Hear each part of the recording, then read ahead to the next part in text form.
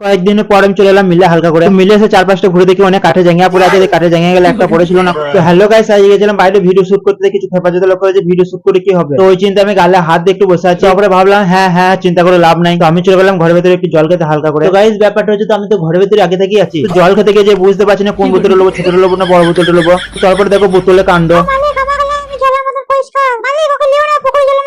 মালিক মালিক ওকে লিও না, দেখছো না ও মেয়েলি, ওর মধ্যে বিষ আছে। তো আমার পুকুর জলের মতন রং, তামাকে লাও। ওরে বাপরে, তোদের মধ্যে এত ঝগড়া, তোদেরকে কেউ গেল। তো গাইস তারপরে চলে গেলাম হালকা করে চকচক ওইধারে মিলে কাজের পয়সা আনতে। তো গাইস কয়েকদিন পর আমি চলে এলাম মিলে হালকা করে। তো মিলে এসে চারপাশটা ঘুরে দেখি অনেক কাঠে জাঙ্গিয়া পড়ে আছে, কাঠে জাঙ্গিয়া গেলে একটা পড়েছিল না। না মানে এই কাঠের গদি গেলে একটা পড়েছিল না, তাহলে দেখি অনেক কাঠের গদি ফেলে দিয়েছে। তো গাইস তারপরে দেখি মিল আছে, কিন্তু মিলে পয়সা দেওয়ার মতন লোক নাই। কোথায় এখান থেকে পালিয়ে গেলাম, পকেটে আছে 20 টাকা। তো 20 টাকা দুটো ক্যাডবেরি কিনে ঘর যাবো। তো গাইস দুটো ক্যাডবেরি নিয়ে আমি ঘরে চলে এসেছি, ওই আর কি হালকা করে। তো গাইস এই বন্ধুদেরকে দেখতে পাচ্ছ, তো এই বন্ধুদেরকে ক্যাডবেরি দিয়ে বলে ওরা মাথায় চলে এসেছে আমাকে দল বেঁধে। মার খাওয়ার আগে আমি সুস্থ কেটে পড়লাম ঘরের ভেতরে। তো হ্যালো গাইস, এই ভিডিও যদি ভালো লাগে অবশ্যই একটা লাইক, একটা সাবস্ক্রাইব, একটা কমেন্ট করে দিও।